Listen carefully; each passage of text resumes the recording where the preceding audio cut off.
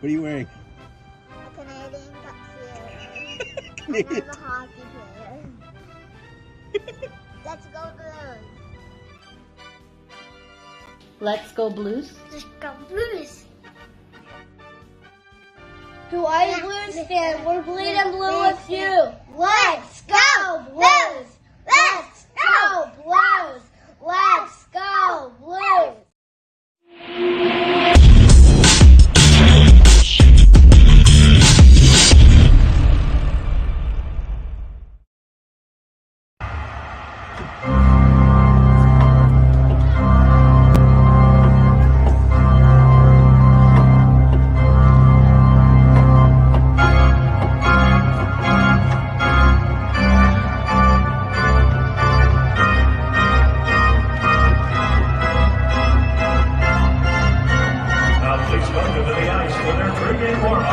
Presented by Scott Credit Union.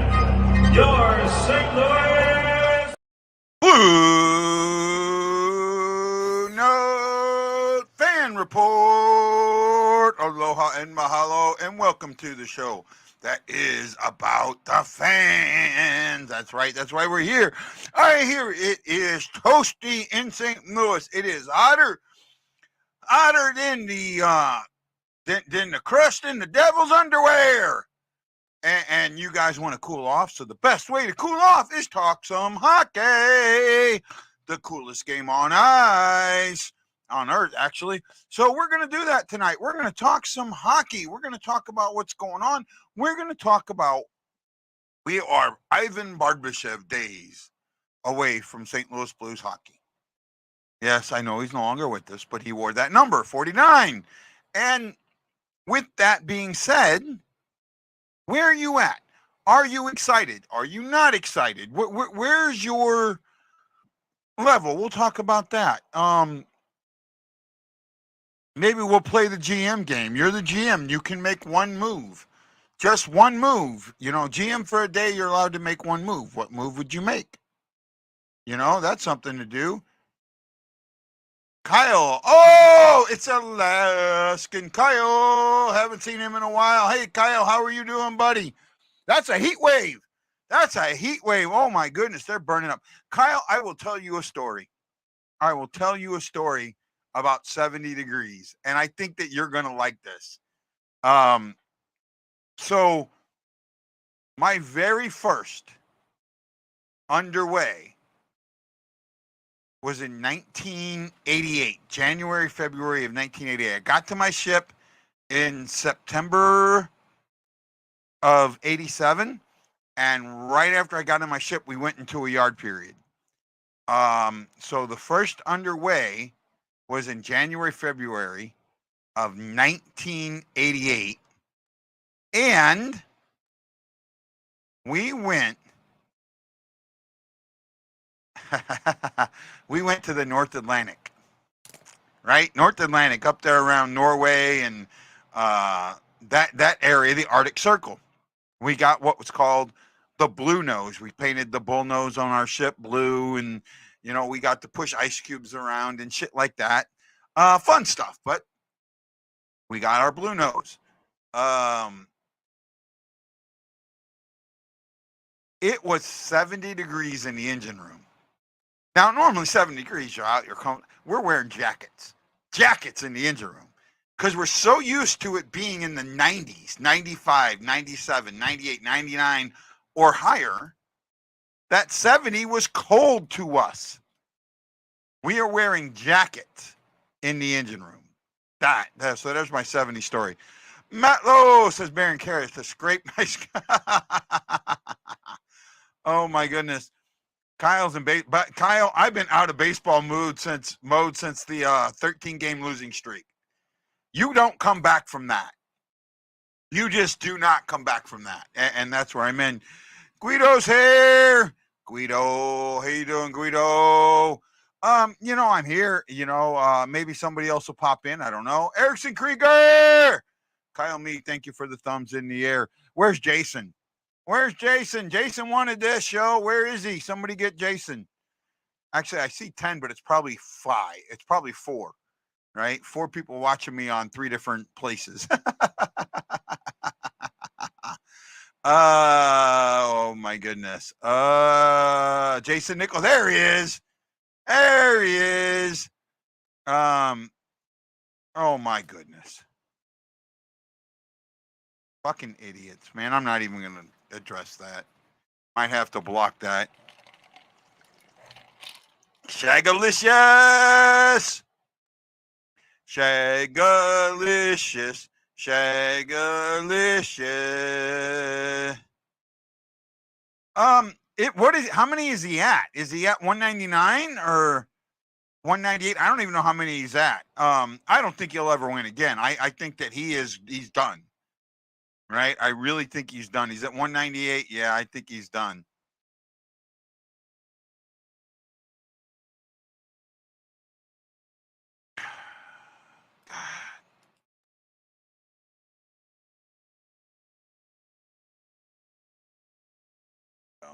Okay, took care of that. I'm excited. We might not be great this season, but we're gonna see some of the young guys play. I'm gonna end up getting the AHL package probably. That's not a bad idea. And the AHL package isn't that expensive. I think for the entire season, only like $200, right? It's not that expensive.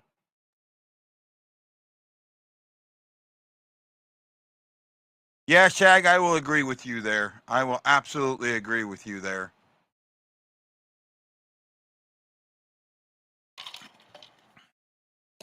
Hold on a sec. I've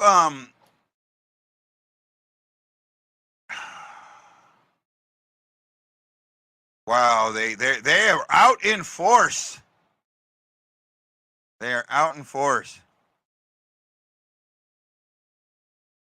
Call again. What game? Hockey or baseball?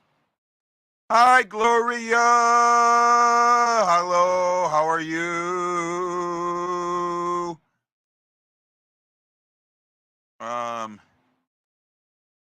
Where are we at here? Big old thank you to Gloria E, Jason, Erickson, and Kyle. They put some love in the air. I appreciate it. I started on a new project. I don't know. I think some of you have seen what I'm doing. I've kind of decided to try and write a book about the ship I was on called "Damn the Torpedoes," and I've done an introduction, and I put that introduction out on my Facebook page. A couple of you have read it. I'm not sure how many have read it, but I've gotten good. Yeah, Erickson, those two have been. They're currently in timeout, but they're probably going to get banned. If you haven't figured out that they're trolls, read that name, Erickson. Come on, bud. You got to know. You got to know what that name is. I don't even want to say it, man. Don't make me remove your comment, bud. They're fake as can be. The trolls are back. Ryan. Hey, Ryan, looks like you're alive, so you survived the stormy weather of SoCal. You survived Hillary. Dante says, I'm really looking forward to this season. I might be in the minority. But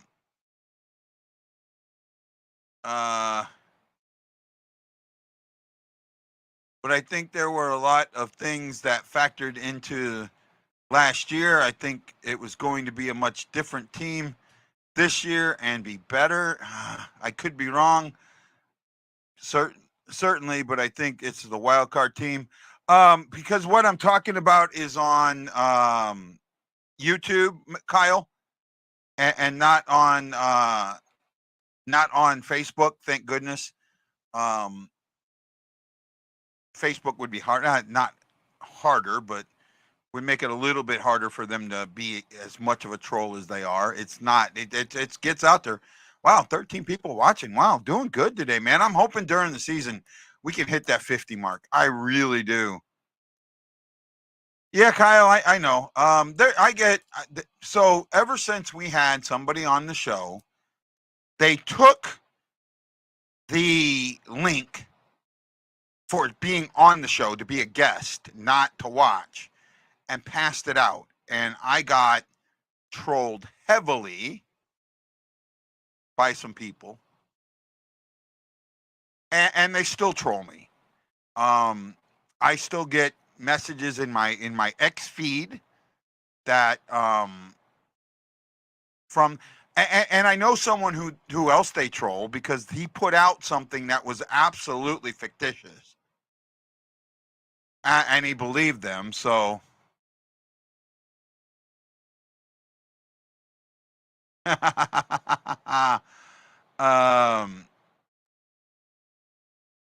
Ryan said it was a bust hurricane, more like a bad rainy day, and Matt Lowe says I talk like that, Ryan, and then we get hit with a tornado the next week. The trolls be trolls. It means I'm doing something right, and I can let it bother me for a second, and then I can move on. And that's what I'm trying to do, move on and enjoy the people that want to be here. Those are the ones that are important.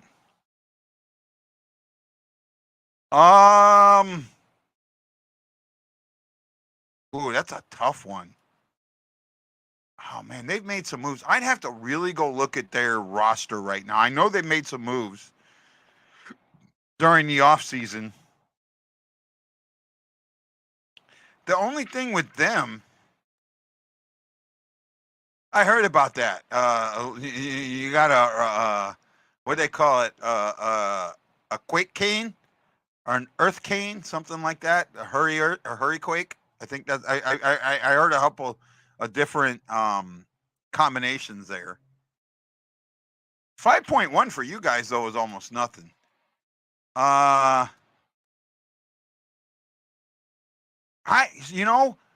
don't know about. See, the problem with is Vancouver better comes to what division they're in. And the division they're in is much better than the division the Blues are in, especially, and I mean top to bottom. Whereas in the Blues, our division top to bottom is probably one of the weaker divisions in the league right now. We have gone from a very strong division to a very weak division, right? You look at our division, and I say that there's one Stanley Cup contender, and I hate saying there's even one, right? I think that there's only one contender in. There we go. Hold on, Richard.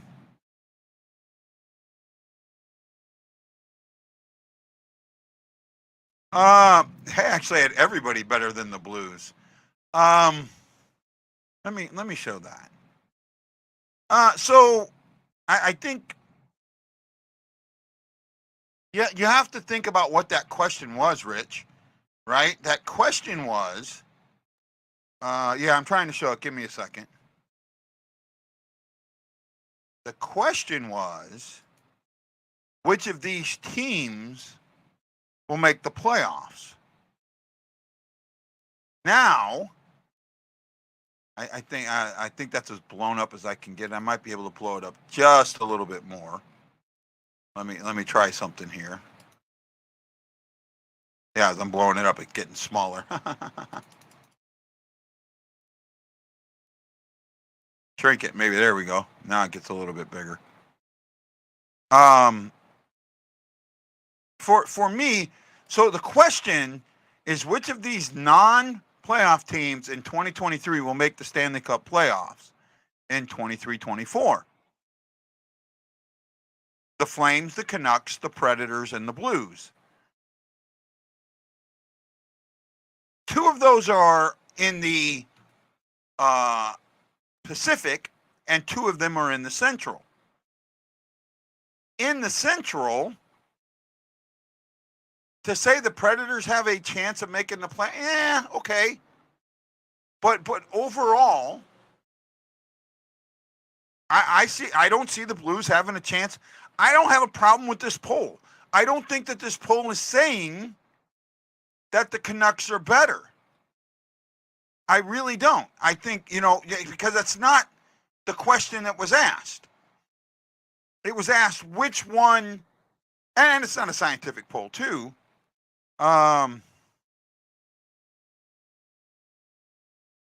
Here's the thing, Mike. Kyrou and Thomas have to be, not could be, have to be 90 to 100 point players this year. Plain and simple. And I'm not sure. I don't think the injuries that we had last year had as much to do as everyone is putting out there. Right? I really don't. And that's not a bad point. Not a bad point. Yeah, but we don't have O'Reilly anymore. Well, okay, it's for the Predators, so I could see that. But again, they got to get to that point. He's a beast in the playoffs. Is he a beast before the playoffs?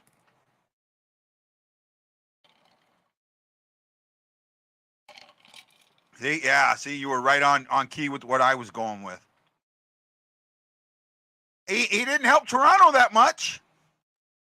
Yeah, when it came down to it, Toronto they didn't get swept, but came damn close to it in the second round. I mean, though Florida caught lightning in a bottle.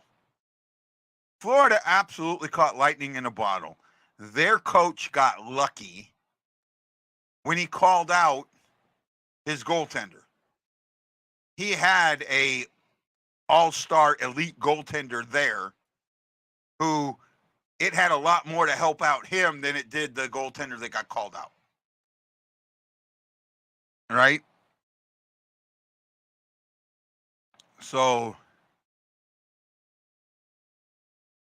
the team in the Central that excites me, that I think has a chance to make noise in the playoffs, I think he is. I think he can be. He can be.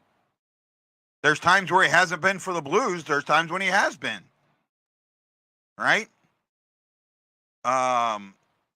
Against the Avalanche, when we got swept, he wasn't anywhere to be found.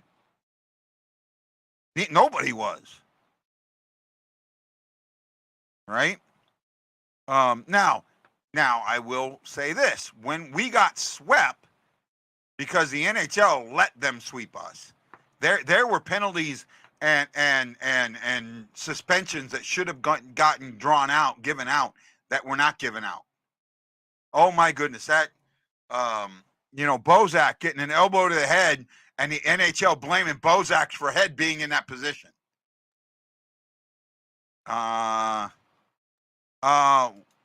We did get swept in the first round of the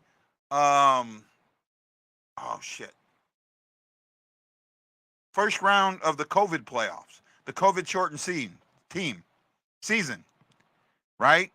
The playoff before that one. No,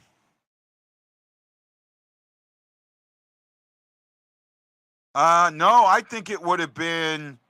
I think it would have been a repeat. I think it would have been Blues Boston again. I really do. I think that those two teams could have easily come back and seen each other again.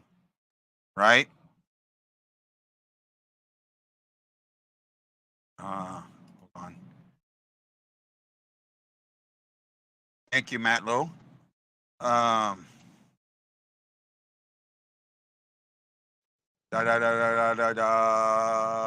10 people still watching. I think it got up to 15, so I appreciate that. Richard Henry Doolittle, Glorious Seeper, Iguido, Jason Nichols, Erickson Krieger, and Kyle Mead. Thank you for putting them love in the air. Greatly, greatly, greatly appreciate you. Thank you so much. By the way, Ryan, I have something for you. I meant to do this today, but I didn't get a chance. Let's see. I want to show it to you if I can bring it up. Give me a moment. Let's see here. This is definitely for you. And I thought about using this today, and I probably should have, but I didn't.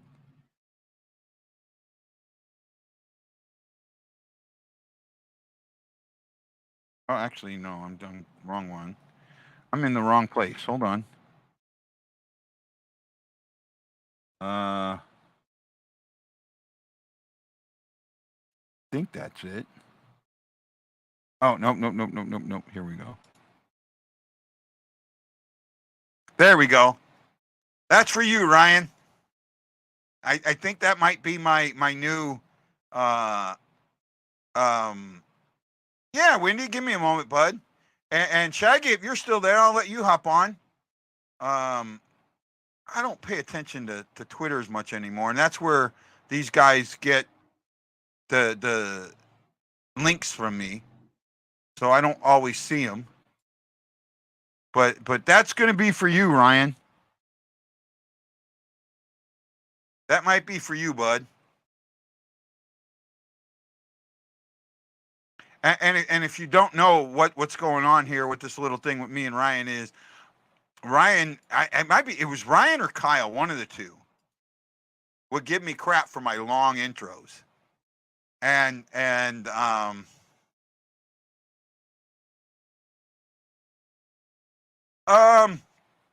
heard a little bit about them, but wasn't completely sure.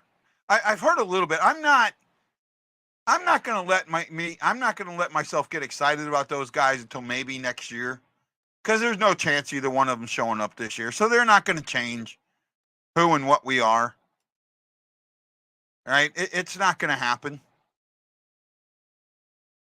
There's one.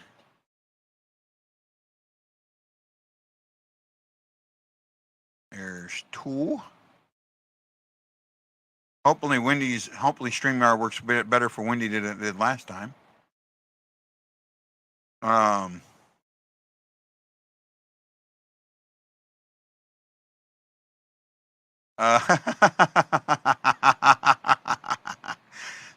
that might be for you, bud. I used that when I did my shows in San Diego for my ship, because the way we had to do them, I didn't have them set up as events because of other things. Bolduc get his 9 games, maybe. I could see that. They might wait. On him. No, Dvorsky won't. He's going to be. Dvorsky will stay in Europe all year. He will not. I don't think any of those 3 guys will be at training camp. I don't think any of them are going to be at training camp, to be honest. Right? Since they're all Europeans, I really don't think they'll be at training camp. Could be wrong. Haven't seen the training camp yet.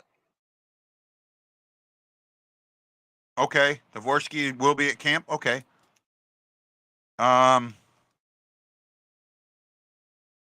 see, my thing with that is you only get to do that one time. You know, you can't give him 9 games one year and then 9 games the next year, and then that you get the one time. So if he's not even ready, if he's not close, if you don't expect him to be here, and your plan is that he plays in Europe, you don't give him the 9 games this year. In fact, here's a good question. Who was the last guy to get his 9 games and not go down? I know who it is. Who was his last guy to get his 9 games and not go down? Camp will do that. The 9 games won't.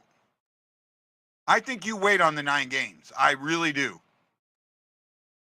I really, really do. I think if the plan is that he plays in Europe this year, you don't give him the 9 games. Right? I absolutely believe that. It was not neighbors. Shagalicious. How we doing, guy? Long time no speak. Right. So what we're talking about right now is Dvorsky, the guy that we got drafted at number 10. Right. Getting game. Nope, it wasn't Vladdy. It wasn't Vladdy, because remember, Vladdy went and played in Vladdy played in Russia, so it wasn't Vladdy, right? The question was, who was the last Blue to get his 9 games and not go back down? I know who it is. And not go back down. Not go back down. Stay up. 9 games. Not played in the minors. And when I say this, it's not like a guy that was in Europe and played in Europe and then came over here and signed and played. That's not the same thing. That might be on an intro. But I'm talking about a guy that came here, got 9, first round, second round draft pick, first or second year after he was drafted, and then got his intro, and the Blues decided not to send him down. Not Schwartz. God, I'm surprised nobody's got this. Because he's currently, here's the hint. Is it the Blue captain? He's currently on the team. Petrangelo? No, Petrangelo. No, what? Petrangelo might have. But this guy happened after Petrangelo. This is after Petrangelo. This is the last person the Blues get. There it is. Bennington? Thomas. No. Thomas. Right. Bennington actually came up earlier and then went down. Bennington came up for like 2 games, never played, went back down. Then he came up again, and he stayed up but never got into a game. Well, I think okay, so the last one was Thomas. I think Petrangelo was the same idea. But I think that what's interesting is there hasn't been a lot of those type of rookies. I mean, look at what happened with a top 5 pick with the Kraken. Yeah. Shane Wright. Shane Wright. I mean, and he was supposed to be a number 1 overall. He was supposed to be a top 2 liner. The most important thing here that I noticed in these past couple of years was the rookies are more fresh. Yeah. Here's a good question. Now that we're talking about that. Oh, I like the new setup there, Wendy. I will say this. I do like that. I'm not a fan of all the banners you have, but, I got our one banner, and I'm happy with that. You might make me have to change my background, Wendy. Do you think so you have the number 1 overall draft pick, the Mr. All-World, he's going to be everything, Connor Bedard.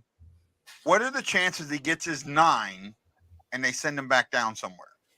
Now, remember, hold on. You got to remember one thing with Bedard. He's under 20. Because he's under 20, he cannot play in the AHL or the ECHL. The only place he can play is juniors. 0%. 0%. Okay, so let me hear this out, okay? At the end of the day, Shane Wright, if I told you would get sent down, you would tell me 0%. Okay? What made him – what changed? What happened there? And I'll tell you, Wendy, the basic thing that changed was the fact that at the end of the day, there was a hard translation to the NHL speed, physicality, and its overall game. I think Bedard is a little closer to that speed and stuff like that. But, and he's also on a team that's not as good as the Kraken. But if he comes up and he's got, I would say, in those 9 games, he's got maybe a point and he looks lost, which can happen in those 9 games. The Blackhawks might say, let's send him down and give him a time to you got the experience level, get hot, and let's bring him back up. I think Guy could relate this to in baseball. There's sometimes a really good rookie, and there's a guy, Yuri Perez. He's on the Marlins. He was pitching amazing. He had like 2 bad starts. They sent him down. Why would you send him down if he's pitched at least 8-9 great games and 2 bad games? Very simple. You want him to get back hot, get back on pace, and come back up, and they're able to use that space anyways. I don't see why that can't happen with Bedard. Yeah, I'm not I'm not completely sold on Bedard, and I've said this from the get go. Well, what did I tell you? What did I tell you, guy, by the draft? I told you this. I said Bedard this year will not show. He might have highlights, like he'll be on ESPN, da da da da da da, every single night, maybe with, hey, here's Connor Bedard with this in between the leg pass. But that's a Trevor Zegras. I look at Trevor Zegras and I say he's all style but no player. He has to learn. Trevor Zegras has talent enough to get to the point of being that better player. It's not about being fancy or being able to do things that maybe people can't. It's not about the speed. It has to mean to translate your game towards the NHL. So a guy like Bedard, he's not going to show you necessarily exactly. He's not going to have the best points. He's not going to be the best thing. I said Fantilli or Carlson's going to have a better season only because those are guys on teams that have more chances of succeeding and creating around him. Carlson's playing with guys like Couture and guys that are a little more experienced. And as well, Fantilli's playing with Zegras and such guys. So at the end of the day, I just think that Bedard won't show you his full thing this year. Over time, Bedard might turn out the best of those three, but still, I do think that this year will not show how good Bedard really is. I don't see Bedard getting 70 points this season. I don't. I have him at, what did I tell you? I thought it was like 60 or something. I said 59 points. 59. 59 points. Let me see. Where do you have him, Wendy? How many points do you have him getting? 65 to 72 points. Did you throw on an Alexander Daigle jersey just for that comment? No. Alexander Dig never played for the Blackhawks. Who is that? 98. I don't know. Connor Bedard. Oh, his New Jersey. Oh my goodness. Yeah, I'm gonna go get myself a Perot jersey just so that when he slams Bedard into the glass, and that jersey goes down. His size and his lack of speed. For me, it's if you're going to be small, you got to be fast, right? Kane never had the speed. Trust me. Kane's not small. Yes, he is. When Kane came into the league, Patrick Kane weighed 175 pounds out, 5'11". What is Bedard? Bedard's like 5'10", 160, right? Bedard is coming into the league at 5'10", almost 190. Bedard's built like a tank already. Oh man, let me check this out. Patrick, I remember Kane came in scrawny. He ain't scrawny now, that's for damn sure. I think he's what? Kane's like 6'2" now, right? No. Just 6 foot. 6 foot? I don't know, bud. And not only that, well, see, Patrick Kane is 5'10", 176. When he came in or now? Now. Okay. When he was drafted. But he's fast. Kane was small when he was in his first Kane year. has speed. No, he doesn't. Kane doesn't use speed. You're talking to someone who watched 16 years of his career. Kane uses skill and pure talent to get around checks. He doesn't use speed. I don't think. See, everyone calls Bedard a generational talent. My problem with Bedard being called a generational talent. You know the Blues offered to trade for Kane. You know that. I heard that. I don't think it was. I think that was just a rumor. The Blues offered to trade their 9th, 24th, 26th overall picks in the 2007 draft to acquire Chicago's first overall selection and draft Kane. That seems to be a real thing. That's led first round players. We had that was Cole. I think their idea though. Yeah, but we got Cole, Schwartz, and one other person that's won a cup. All three of the people that we drafted with that, Perron. No, not Schwartz. We got Cole, Perron, and one other person, and all of them have won cups. Well, that's okay. I see what you're saying now. Sorry He was about that. 5'10", 176 when drafted. 5'9", 160. So when he grew an drafted. inch. He grew an inch. He grew an inch and gained 17 pounds. I don't know, man. I don't know. And Connor Bedard is 5'10". He's an inch taller, and he's 185. But the eye test tells me, just the eye test, that Kane is faster and has always been faster than Bedard is now. One thing that makes Kane faster than Bedard, and this is just something of the way he plays, I found that the way Kane brings the puck up makes him look faster based upon the way he likes to handle the puck. I think Bedard has different style of play than Kane. So I don't know if it's comparable. I think Kane is a little bit of a different player than Bedard. Yeah, there's no compare. There's not really a comparison between Bedard and Patrick Kane. In fact, what's I mean, I wonder. Let me see who they compare Connor Bedard to. They compare Connor Bedard. They say the stick handling is like Kane, is like a style of Kane's, but with a goal scoring ability of Austin Matthews with the shot. I want to say, I think it was. Unfortunately, they compare him to Connor McDavid. So that's No. Well, the hockey news had him compared. I want to say to Pavel Bure. This is good.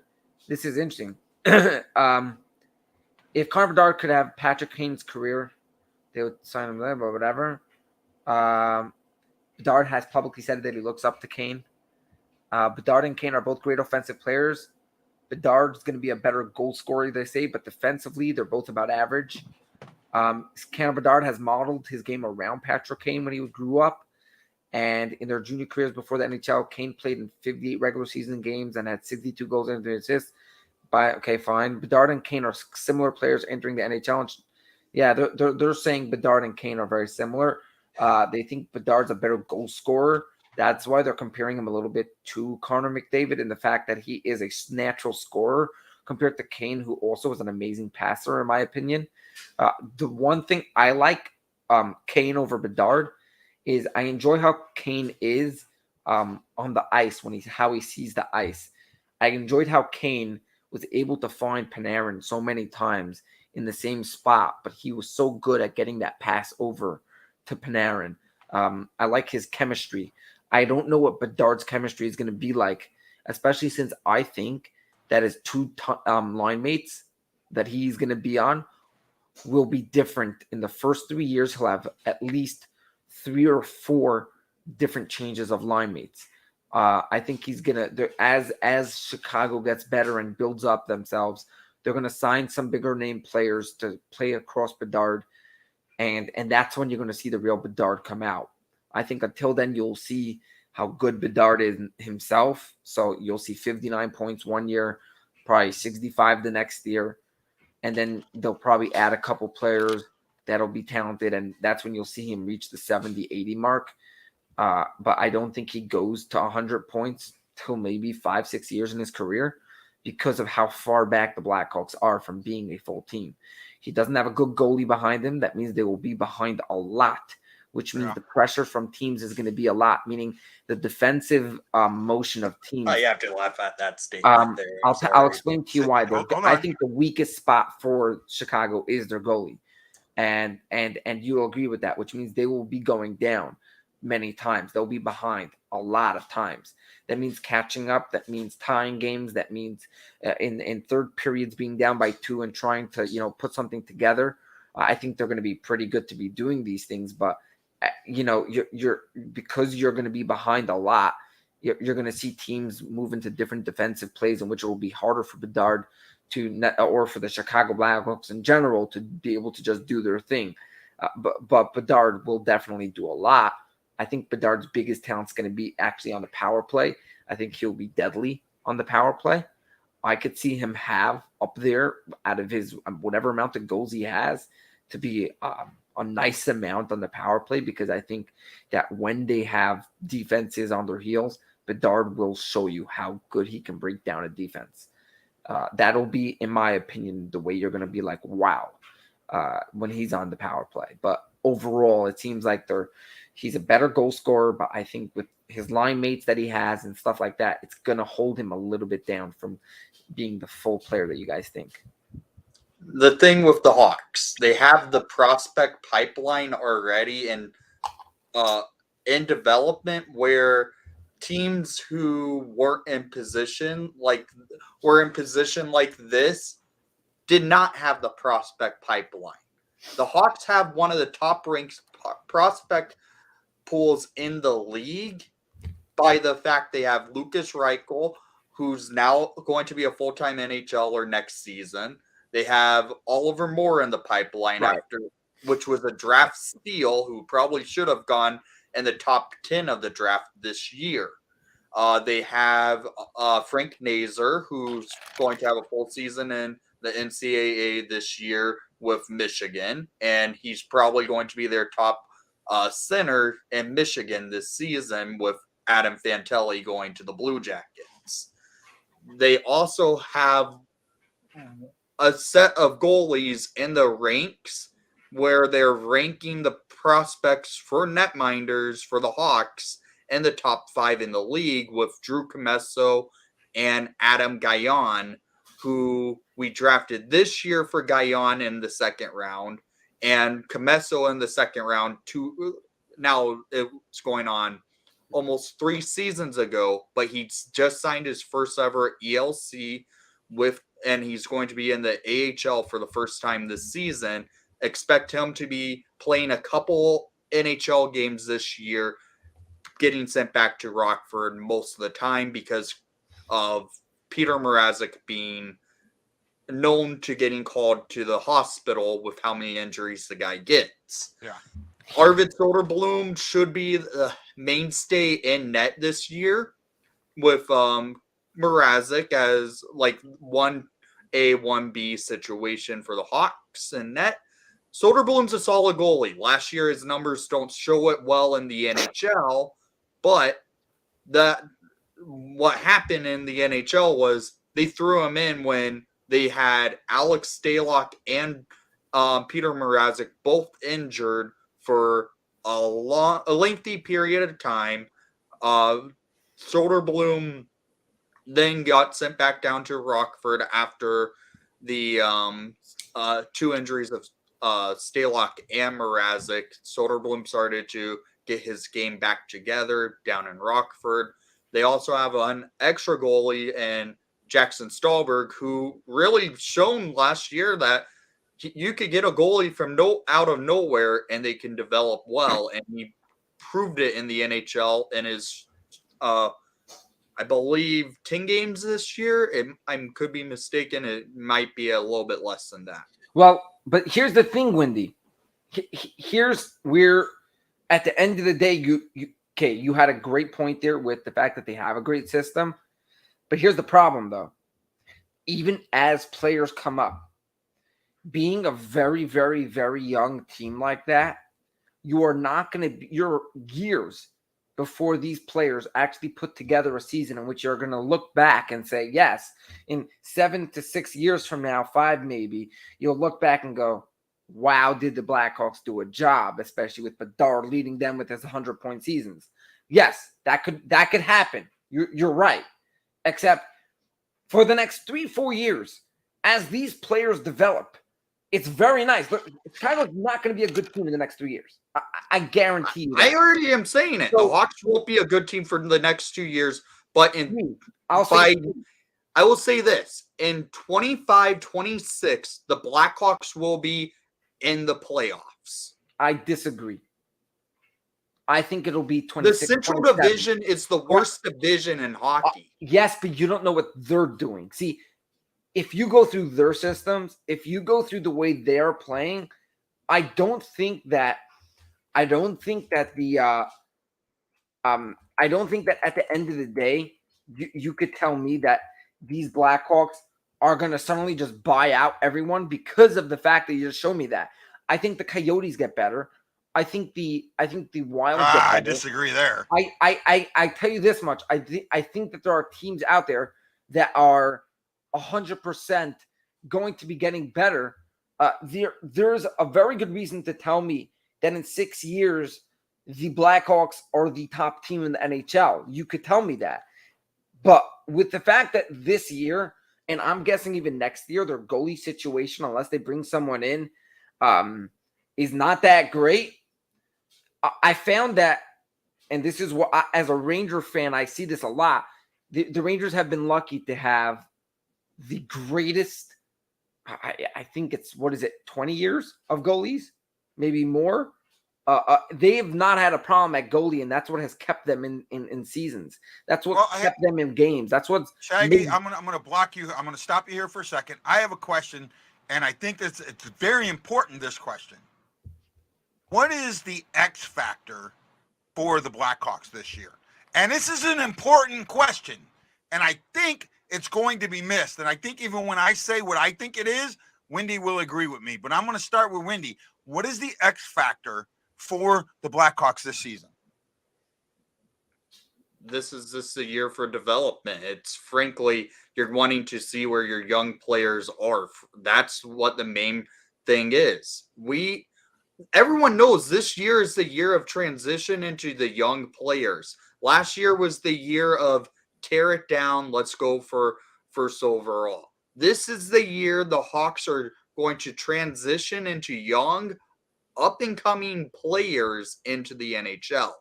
I know there's going to be growth pains over the time. This is what that's going to be.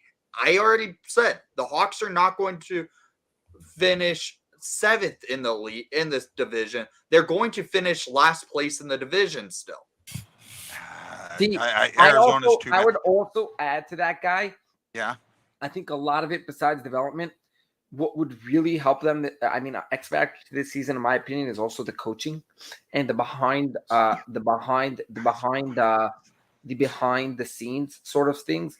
I think if you are able to work with guys like Bedard off the ice, and I think it's just really an added on thing to your development idea. Okay, I think you're close. You're close to what I think the X factor is. You're right around it.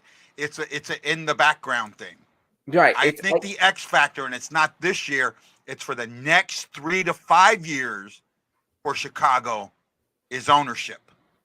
Because of just losing Rocky Wirtz like they did, you don't know what's going to happen. This team could go through an absolute Rams issue where the Wirtz family finally decides to sell him off. Right. And one of the ways that they're going to have to sell him off, unfortunately, when you go to sell a team, you get these consultants in, and it's what happened to the Blues, who don't understand the importance of things, who go, no, you have to get rid of your payroll to make this team look better and sellable. Uh-oh, I pissed Wendy off. To get this team sellable, that I think this is a huge X factor for Chicago, because until they have stable ownership, nothing else matters. You don't know. You don't know what's going on. I think stable ownership is the X factor, and we really got to see what's going on with that. Wendy, am I off base here? Yes, you are. Okay. Why am I off base? The thing with that statement of stability and ownership, the Hawks have had the most stability in ownership for the NHL in quite some time. I get it. They're changing from Rocky to Danny because Rocky just passed. But Danny's been running the ship as CEO and doing a lot more stuff to the Blackhawks in the last 3 years so far as the main guy. Rocky really wasn't doing much other than signing the paychecks. Okay. But here's the thing. Hawks are in good hands in Danny Ward. Okay. You say that, but there's the thing that you don't know. What are the Hawks in right now that you're not? The Hawks are in something. right now that's not been talked about that I think is going to play big, and their ownership is in probate.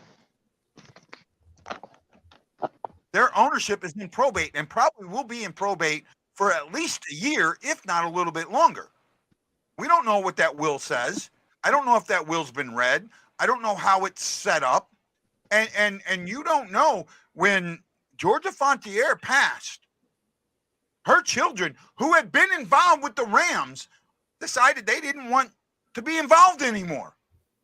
And there was something in probate that passed ownership over to that idiot Kroenke. If he paid a certain amount or did something like that, that affected the Rams. We don't know that if there's something like that in Rocky's probate. And you got to remember, Rocky, it wasn't like he was sick for a while and we knew this was coming. This just happened. When things like this happen, we don't know how his will set up. We don't even know if he had a will. I mean, usually guys that rich have wills. The thing is, Danny already took over the ownership of the Wirtz Corporation. He already became the owner of the Wirtz Corporation. He was named the chairman of the Wirtz Corporation. Okay. And it sounds like they haven't officially named him the chairman of the Chicago Blackhawks, but they already said he was going to be named the chairman of the Chicago Blackhawks. And that's where that probate, it's something to look out for. It's something to keep in the back of your mind because it could destroy that team. It could easily destroy that team. Right? Are the Blackhawks, now here's the question. With everything that's gone on in them in the last 7 or 8 years, are they profitable? And that I don't know. Right? That is a huge question. Because here's the thing. NHL owners, for the most part, keep their books closed. Very, very closed. Hey, McGungle. I just think that sometimes you have to look out. Well, that's not necessarily the case because Montreal, or who is it? The Rangers have had unprofitable years. I know the Rangers. I know the Islanders have had unprofitable years.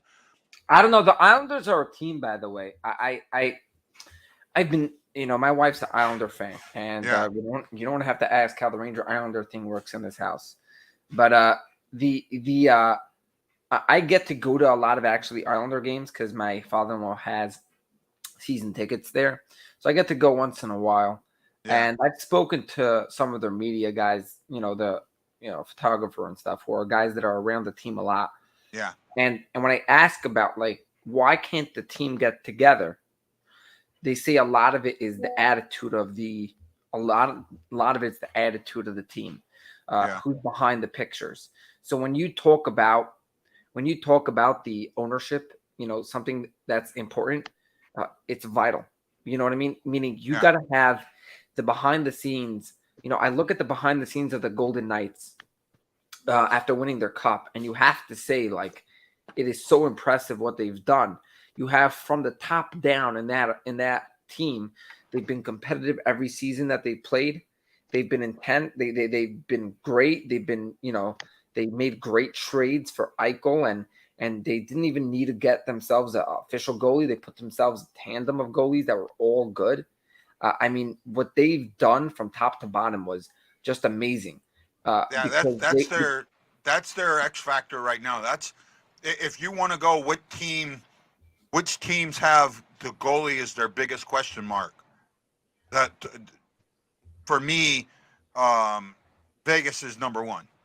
Vegas is number one when it comes to no. You know who has the biggest problem at goalie? Who? Maple Leafs. Really? Do you know who their goalie options are? Okay, maybe. Samsonov, right? Hull, or they got Martin from the Kraken. Wendy, the question that I'd asked before you popped out: are the Blackhawks profitable? What was that? Are the Blackhawks profitable? Yes, they're Are they in the profitable. red? Are they in the black every year? Yes, they're Even profitable. with all these down years they've had. Yes, they're still one of the more profitable teams in the NHL. Right. I think at the end of the we'll day, see. at the end of the day, I think they are a profitable team because it's Chicago Blackhawks. I mean, you talk about the core of what hockey was. Right? These past couple years have been dark, but like, the Rangers have had their dark years. They're a profitable team. Take teams out there like the Bruins. They've had their dark years. They're a profitable team. I think the Blackhawks, the Bruins. Well, the Blackhawks, because they're an original 6 team. That's what I costs them mean. a lot. When you have original 6 teams, those teams are teams that will always be profitable because of that. At the end of the day, yeah. Yeah, well, Montreal and Toronto are going to be Even profitable so, no matter what. come on, ask anybody. Detroit's not been profitable. Actually, they have. They actually have been profitable. Yes, they They have. been? Okay. Yes, They haven't been selling out their stadium in the last few years, But that's because of winning. That's because they haven't been in contention. But they're still one of the teams in the green in the NHL. That's right. And the original 6 teams will be always competitive. I actually believe that it would be really cool if like the original 6 teams were the only ones left, let's say, 1 year in the playoffs. That would be really cool if we could get just like most of the original I don't know. 6. You couldn't have that happen because most of them are all but one of them is in the East. Right, but I mean having all them in, if it was possible. That hasn't happened in a while. That would be right? actually really cool to see. You could, but the only way that would ever happen is you could only have them in the first round. You could never have them all in the correct. second round. I'm talking about first round. That'd be like one of the greatest advertisements for the NHL. I don't think that's happened in a long time. Yeah. No. I mean, I know it's happened a lot. What do you think of this, guy? So they made in the NBA. They started this in season tournament. In which they'll be having games that count towards your, to the season and your, where you are and your wins and losses. But it is in a sense a tournament. I think it's a one and done tournament. And I think that the schedule's worked out in which, the teams that lose get, it's only going to be like a 4 or 5 day thing. So you might get a little bit off from losing, but I don't know exactly how it's going to work to the core because this is the first year of it. What would you think of an NHL in-season tournament? Nope. I don't want it. I don't want an NBA one either. I'm just curious what guys. No, I see so many problems with that. First of all, it ends up bringing in the unbalanced schedule, meaning there are teams that will have played more games than other teams, and because the NHL uses a point system, not percentage, not a winning percentage or a points percentage. You are automatically giving those teams that won longer in that tournament a unfair advantage come playoff time, unless you revert to points percentage, which nobody wants. Everybody hates. Every time I bring up points percentage, I get slapped. I get my little pee-pee slapped in the dirt. I don't see that happening, and I don't see any way of it being able to happen. I happen to hate any in-season tournament simply because I found that any in-season tournament is just there to help the media, help the the PR of any one of these places. NBA has been on the downfall when it comes to people watching. So you know what I'd like to, if you want to do something like that, you know how you do something like that? You take your All-Star, that 5 days, 6 days that the All-Stars are off, and you turn that into, instead of an all-star game, you turn it into a much better all-star tournament. What do you mean? I said they should turn it. I said they should turn it into a multi-day game instead of it being 3-on-3s. It should be a multi-day actual tournament between around 4 to 6 teams. made up No, of. I think that they take the current format. This is my idea for the All-Star weekend. It's Friday, Saturday. Hold on. Listen up. Just hear I'm me listening. out. I'm listening. Friday, Saturday, Sunday.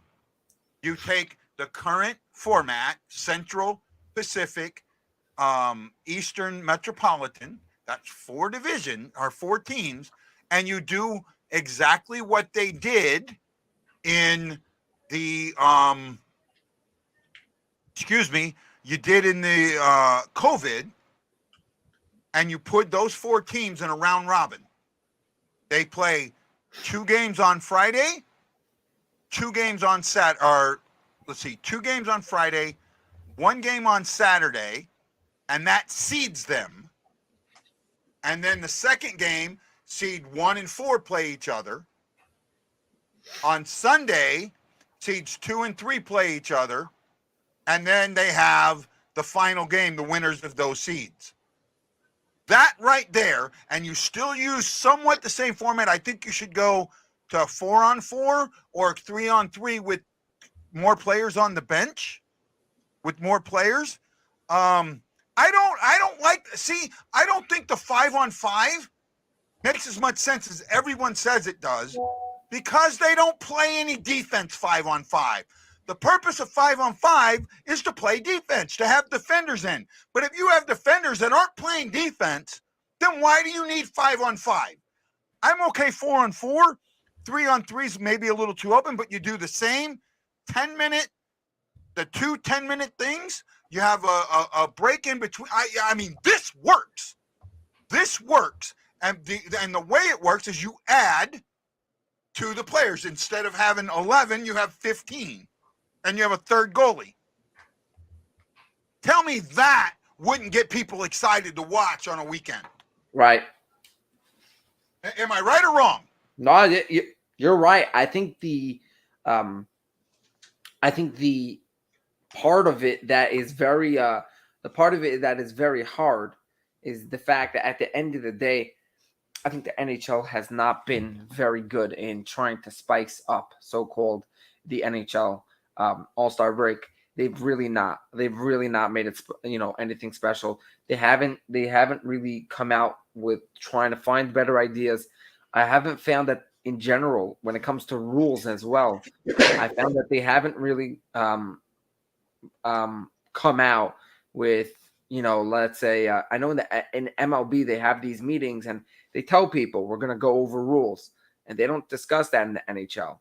You don't hear them. The NHL has rules that need to be adjusted or changed.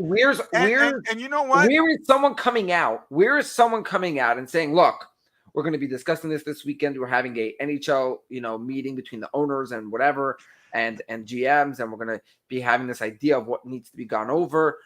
Let's say, this year it's not agreed on, so people could propose rule ideas. And this way, this is how you get the season cleaned up. This is how you fix the sport. You don't want to ruin the sport by just having one owner going, hey, look, let's do this. Okay, we'll think about it.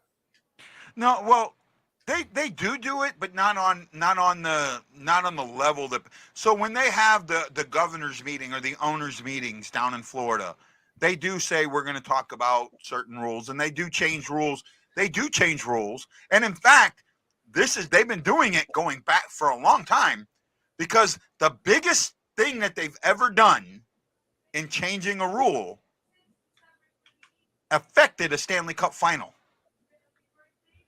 Does anybody know what I'm talking about? I want to, before I get to this comment about the All-Star game being pointless, they went a governor's meeting, changed a rule at the governor's meeting mid-season that was brought in for the playoffs that absolutely affected a Stanley Cup final.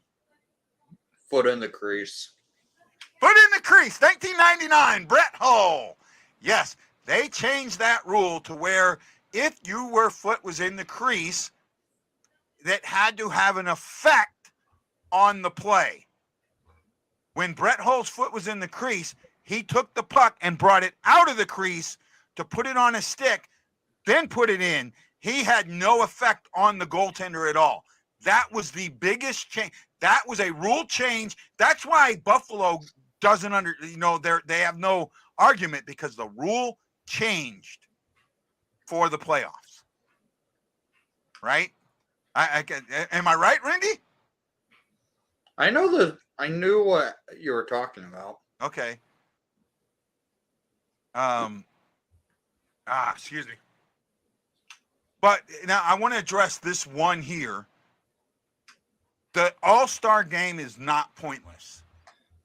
And there's a reason the All-Star game is not pointless, and it's not the reason that you think. I want to ask Wendy, before I get to it, I want to ask Wendy and Shaggy what they think about the All-Star game. Do they think it's pointless? Do they think it should go away? Do they think it should be changed? Do they think it has a purpose? And then I'll tell you why I think it's not pointless. Go ahead, Shags. Personally, I'm a big fan of the excitement that it provides. I think it creates a nice amount of fun. I found it to be a little pointless in the fact that I haven't seen it. I haven't seen anything unique in the past couple of years. It's been, this team wins it, that team wins it, but nothing of interest really. Not that many highlights or anything like that to really be intrigued by it. I found that maybe the competitive, it's not that much defense. It's a lot of. I haven't found, that a goalie goes crazy in one of these things, that they're like stopping everything and get shutouts. It really doesn't happen that way. So that has let me down, whether the competitive level's very down. In basketball, they made it a little more competitive by the way they created it. There was actually defense being played in the last quarter, as well as in baseball, it's always competitive, and in football. Baseball All-Star game is an absolute joke. It's a joke, but it's competitive, meaning it's impossible. Not even competitive. I don't even think it's competitive. All right. Okay. I'm sorry. You could have that opinion. That. You could have that opinion. I said they need to change the format of the MLB All-Star game. I found that that's the part that lets me down. On the other hand, I found it to be one of the funnest All-Star games because who doesn't want to see the best players in hockey get on the ice and play against each other? Who doesn't want to see a Connor McDavid play against the Sidney Crosby? And who doesn't want to see a Panarin together with, some other guys on his right and left who are just legit crazy? Who doesn't want to watch, some like even Connor McDavid? Who doesn't want to watch him with two of the best players next to him on his right and left? Who doesn't want to watch these things? It's amazing to watch it. And I don't think the MLB All-Star game it no longer determines home field advantage anymore. They stopped that after the 2016 World Series. No, I said that the best team in the World Series who should have home field advantage wasn't getting it when they stopped it right after 2016. I knew that was something that they stopped. But at the end of the day, I found that the NHL All-Star game is amazing to watch compared to a lot of sports because you're watching the best players literally play with each other. Well, I found that in the NBA or in other places, it's not necessarily like that. Even the NBA, because there are players that make the All-Star game that don't deserve it. I found in NHL, usually the ones who deserve it really do make it. But the NHL All-Star game, the players spit $1 million. Right? Oh yeah, so and by the way, 100,000. By the way, under 100,000 for the weekend. Right, and by the way, the most watched All-Star game is the NHL one, right? No, I think the NBA has that. But I'll go with Wendy, and then I'll bring what I think come in. I think the game itself is pointless. Here's why. There's no competition on the ice. You have the players going out there not giving any crap, not giving it any all out on the ice. It's not real hockey. It always looks slow out there. You aren't seeing hits. You aren't going to see penalties. You aren't going to see actual goaltending in the game. When it comes to the skills competition, it's more of a event for the fans where I feel like it's more enjoyable to watch. I never get into the All-Star game itself. I get into the skills competition to see how that goes out because I think it's a little bit more entertainment than what you're seeing during the actual games played out in 3-on-3. I think it's boring for the 3-on-3 play. It doesn't look right. You look like honestly, it's a fast-paced beer league with no penalties called and an all-star game. And honestly, it's not good. It's not fun to watch. And frankly, the players honestly look like they don't want to be out there. Some of the players don't go to the all-star game, and the league penalizes those players for not going to the all-star game when they were elected to go by suspending them, which is a joke in By the itself. way, sorry to interrupt. The NHL is the only All-Star game to have gone up in viewership this year. MLB, NFL, and MLB, NFL, and NBA went down. NHL went up this year. Just letting you know. Well, here's so I appreciate everybody's opinion. Here's why I think the All-Star game matters, and it's kind of outside the box thinking. The All-Star game doesn't matter to you and me. We're fans of the game, so we see it differently. The All-Star game matters to the guy flipping the channels that comes on it. That's where the All-Star game matters. The All-Star game gives you a chance to put your product in some shape or form in front of the guy that doesn't normally watch hockey. That's where it's important. That's why it's not pointless. MLB started the All-Star game as a fundraiser. Same with the NHL, as a fundraiser for a player that got hurt. And MLB's All-Star games started out as extremely competitive, 1-0 affair. In fact, a guy's career ended because of Pete Rose in an All-Star game, charging him from third base. Right? Now, the argument of the 3-on-3, I get it. I get your argument of 3-on-3. But 5-on-5 doesn't work either because they don't play the defense. Right? That's one. Now, maybe if you do the tournament style that I'm talking about, that's going to ramp that defense up a little. If you increase the rosters to 15 to 18, to where you have, or even better yet, have a 20-man roster, 23-man roster. You have 3 goalies. Now, this is the one difference. You have 3 goalies. You can rotate them in and out per game. So you have 2 goalies. They split half and half, but you can rotate the 3 goalies for the different games. And you set it up to where you can bring guys in to play one game that don't play another game. So you're getting the rest. But now you're getting more guys involved.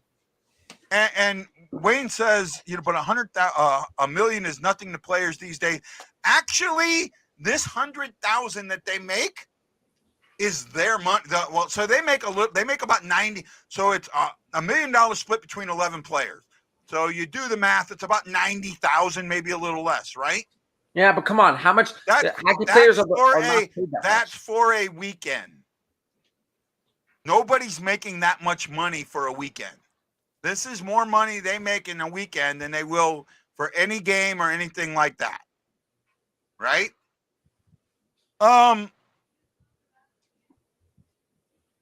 The only way to ramp up an all-star game with defense is to take the jokefulness amongst the players out of it. Simply won't happen. And you might be right. It may not happen. And you know what? No one wants to get hurt in this thing. And I get that. And I get that.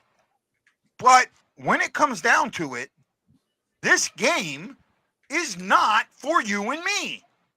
In all actuality, the All-Star game is not for Wendy. It's not for Shaggy. It's not for Jason or Michael or Wayne or any of the guys on one. It's for the guy flipping the channels. That's the purpose of the All-Star game. That's the purpose of the baseball All-Star game. That's the purpose of the Pro Bowl. That's the purpose of the NBA All-Star game. That's the purpose of the WNBA All-Star game, the MLS. It's for the guy flipping the channel. It's to get him interested in the game. That's the purpose of it. And when you think of it that way, think of the short attention span that your channel flipper has, because he does. And if you have a game that in that short attention span can excite him, you're going to get him to watch the game.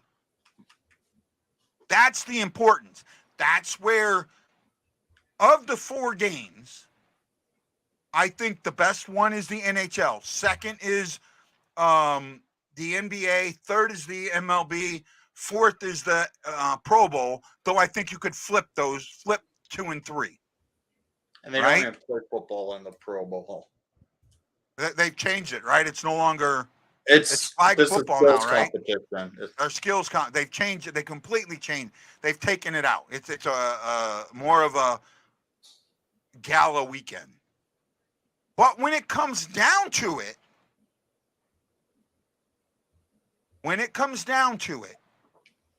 it's all about the channel flipper. And 3-on-3 will excite a channel flipper. 4-on-4 could excite a channel flipper. 5-on-5 won't. Open hockey does. We get more excited with a goal scored than we do with a defensive play that stops that. Well, that's why I found that like they have these skills competition, which they add on to the actual All-Star game. And when you look at the MLB, they have the Home Run Derby. Home Run Derby is something that's more watched than the All-Star game. It's an amazing game. It's actually really cool to watch. The NBA has the dunk contest, which actually went up this year in viewing because of Matt McClung. The NFL has literally nothing. In my opinion, there was not a single thing that I found cool when it came to the skills competition. But the NHL has the best skills competition in the world, where it comes to something that I guarantee you, no matter a guy like me who plays hockey a lot and loves hockey, playing it cannot do what they're doing at the pace that they're doing it, at the speed they're doing it. When you watch what Zegras did a couple years ago in these competitions, what the creativity these players come up with. Let's lay this down from the beginning. Skating on ice isn't easy. The way they skate on ice is almost ridiculous. The way they play hockey on ice is crazy. And what they're doing in these things is like pretty much like, I could take like my kids to go just watch them do that all day and they'd be like, whoa. You know what I mean? Like, you don't even need to go to a game. If I took them, if they had a skills competition every night, my goodness, it's crazy what they do in the NHL. I think that maybe the actual All-Star game, and Guy, tell me if you agree with this, the actual All-Star game is just an added on thing, which is fun to watch. And especially in the NHL, the skills competition is something that people love to watch. The skill competition is, but they've got to get rid of some of the gimmicky stuff, right? Changing the gimmick every year. They botched the skills competition majorly this year. With the accurate shooter should be remaining at 4 shots for a player and fastest time. They botched it by making it a playoff round robin mess up, and it took 3 hours for the accurate shooter to actually be named the winner when McDavid went 8 for 8 and still lost the accurate shooter. Yeah, I get that. There are problems with it, and I agree with that. Now there is something that's been brewing in the chat that I want to get at, and first of all, I'm all for more guys involved. That's why I want it to be 5-on-5 showcasing the game. It's not played 3-on-3 or 4-on-4. I disagree with that so much. Today's game is played a lot more 3-on-3. 4-on-4 and odd man breaks than it is 5-on-5 or cycle. It is going away from that. Absolutely going away from that. Okay, Wendy had to go, so I still got Shaggy for a little bit. You still alive, Shaggy? Yeah, I'm great. Okay, I'm great. You were sitting there like stoic, like a statue. I was like, oh, maybe Shaggy stoic. I kind of liked it, but I kind of didn't. I think that top golf type thing could have been done a little bit better. Yes. So what I'm talking about,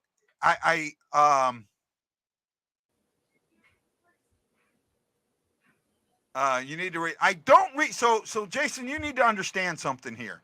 as much as the show is for you guys, some of your comments don't belong on the show. And sometimes where you guys are going is not where we're at.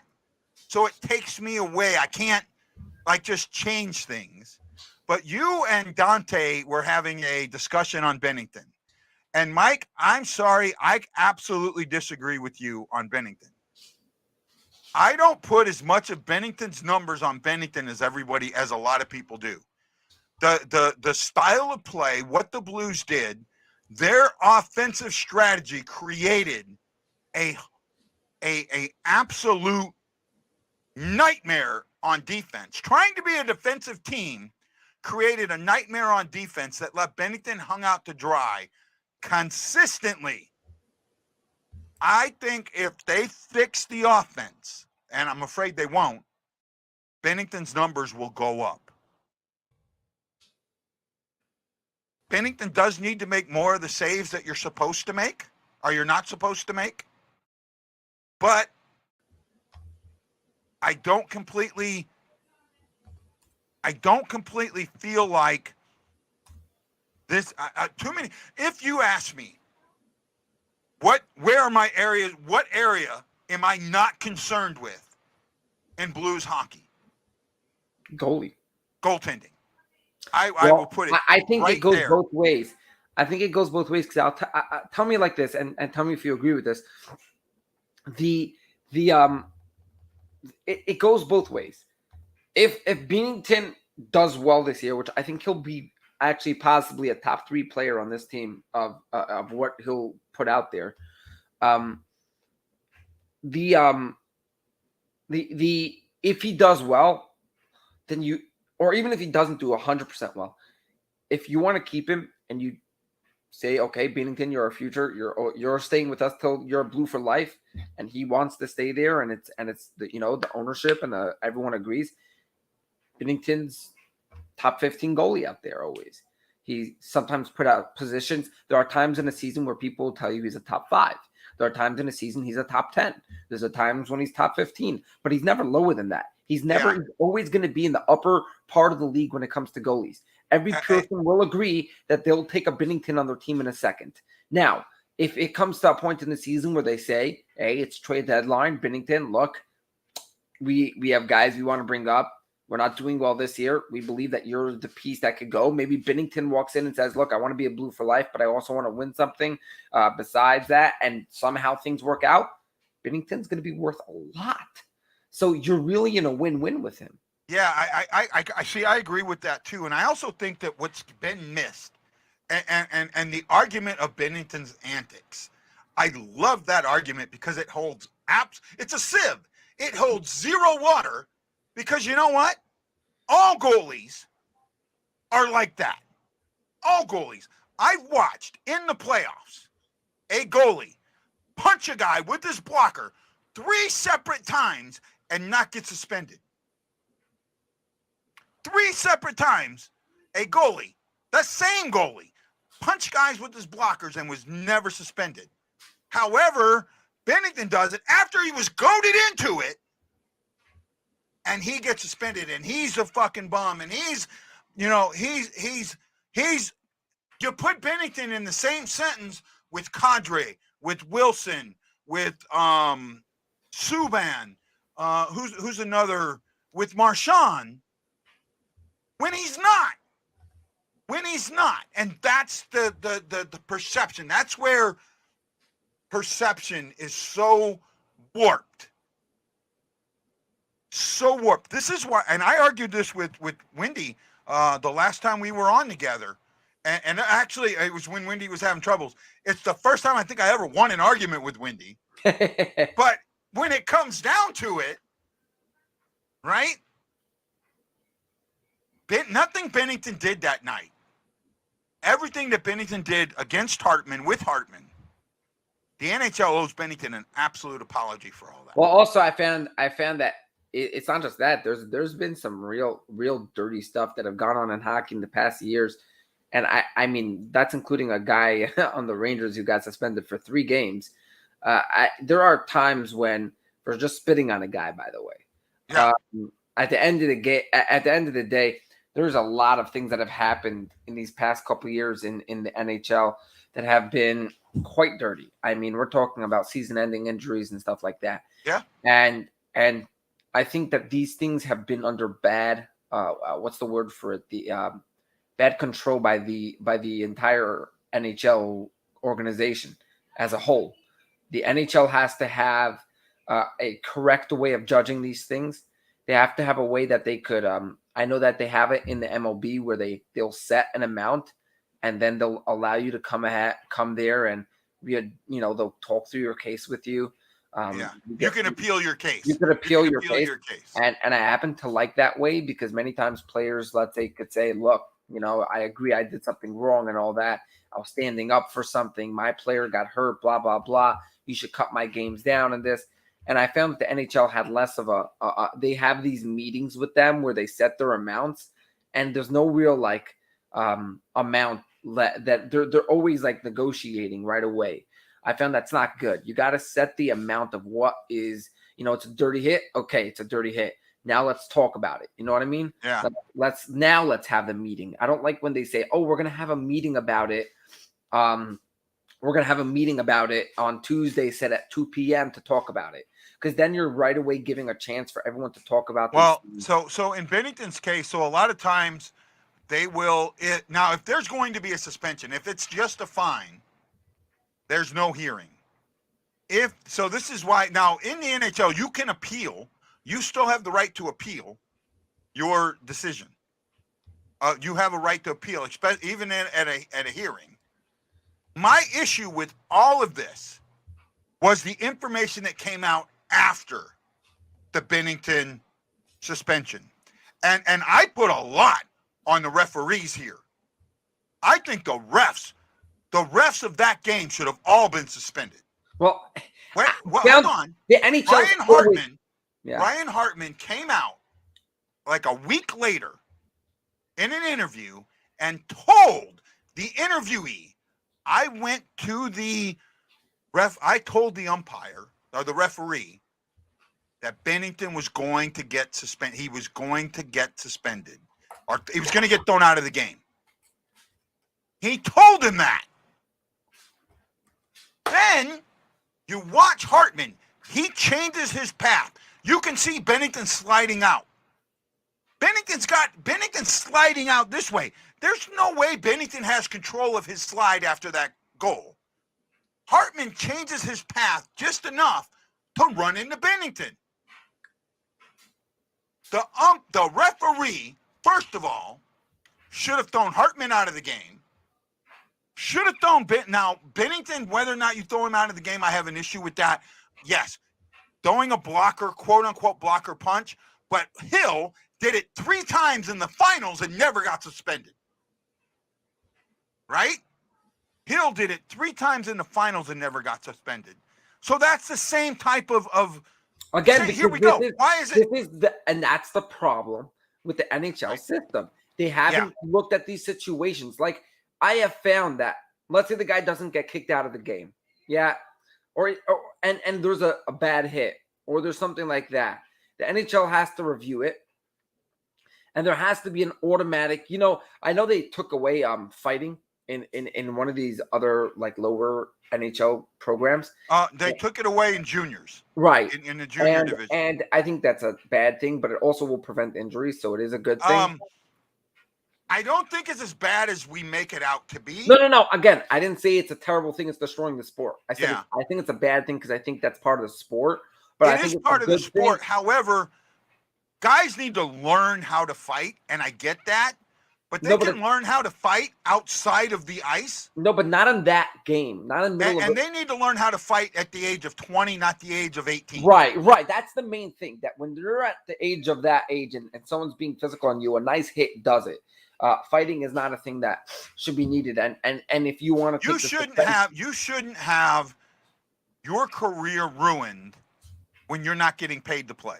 Right now, fighting has probably ruined more careers. And then maybe I'm wrong here. I think I love the fighting part in sports when it comes to any level, because I found that creates a certain competitiveness that you will not have in a single other sport. If you drop your gloves in the NFL or MLB or most of those things, no one, you don't get suspended for having a fight in a regular game. In the NHL, it's like it's not looked upon. Probably, maybe they'll come back in and their coach will give them a good screaming if they felt they did the wrong thing, but that's it. And that's how it works. So it creates a very unique thing. But I think that's something you have to take in the moment. In the juniors, you're not fighting for a Stanley Cup. You're fighting to create yourself a name, and you want to be the best game. And if you love the game of hockey, they fight just to fight. Back in the 80s and 90s, guy, you know kids a little bit. Yeah. Okay. If you tell them, I know that, like, I see my campers do this, and they're like little kids sometimes in the summer. When I was younger and I was a counselor, or even when I was a younger kid, we used to like want to fight. Hey, you want to go? And guys used to be like, yeah, let's go. And yeah, we didn't fight, but it was something that we sort of played around with. It wasn't. But see, Jason, I got to disagree with your statement here, right? When you say leading back to money, you're talking about the money that the owners make, and that's not what this is. The players and juniors do not get paid. They are amateur players for the most part. If they sign their ECL, then they might be getting paid. But this isn't. I got to think about this a little bit, but I think you're off base here, and I got to think about it a little more. And you know what? We are at an hour and 35 minutes, and I'm talked out today. I didn't. Here's another show that I thought I'd be lucky if I made 30 minutes, and we're an hour and a half into it, Shags. Yeah. I got to say thank you so much. And you got the good background going, so. Yeah, you and me both. I like that wave background. Yeah, right? no, I've been like, I have a stash of backgrounds. I think you also do. I got to work on mine. I got to create for this year. Oh, that's a good one. Yeah, that's a good one. That's my ship that I just decommissioned. Oh yeah. Yeah, that's a ship that I went to San Diego to decommission that I'm writing a book on. Oh, that's very cool. Right, you mentioned that before. Yeah, I just started writing a book. I gotta get you to send me your email address so I can email you the intro, because you're not on Facebook. So. I know. I don't know how to do Facebook. I know that I'm a millennial, but I still don't know how to do Facebook. I don't get the point of it. I do Twitter. I put it in the private chat. Okay. Okay. I'll use it. I'll send you. I got to do it on a different computer because I can't get my email to work on this computer. I don't get how the point of Facebook has worked, because the one time I actually have Facebook account, and I use it actually for games that I play, because you need to have a Facebook account to keep it locked away, keep it logged in. And I have literally not a single person I follow or anything like that, because it came up the second I went on it. It started popping up friends of mine, and I said, no. This thing is like knows my head. It knows you know what it's doing is when you sign on to Facebook, you give it access to your contacts list. Correct. So that's what it's doing. It's going through your contacts list, the emails. Yeah. And so, then it's taking those So if you would have told it no access to your contacts, it wouldn't put anybody up. So it matches the emails to the emails of accounts. Right. I just never got in how to use it. You know what I mean? I really don't get how to use the Facebook. Twitter I use. Instagram my wife has, but that's it. And like I think between me and my wife, like I don't really have her post on Instagram or anything like that. I want to get back on TikTok. I want to get back on TikTok a little bit. Oh, that I will during the season. I stay away from TikTok though. Right. During the season, I want to do promos, show promos on TikTok. I think people enjoy the YouTube shorts. Yeah, well, that's the same thing. The reels on YouTube, the reels and the shorts on YouTube, the reels on Facebook and TikTok are all the same thing. It's all the exact same thing. And I might start doing some reels or shorts on TikTok or Facebook to try and get more people to the channel. But my thing with I'm moving away from YouTube because of the trolls. Right. Yeah, the thing is, I I don't like any like news, and I have no interest in seeing some person doing a random dance. And these things come up always randomly. I have no interest in Yeah. them.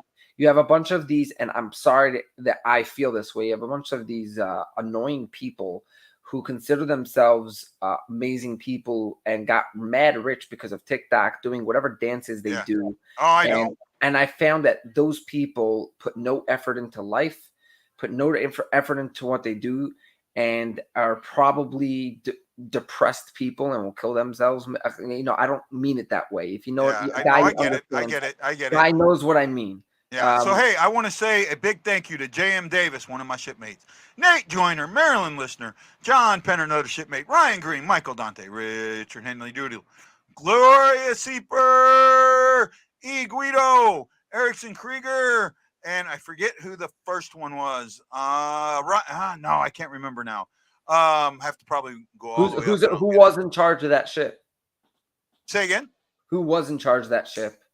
That ship? Yeah. It had 22 different captains. Kyle Mead, that's the last one. Thank you for giving some love today on Facebook. Greatly appreciate it. That ship had 21 different captains. One is passed.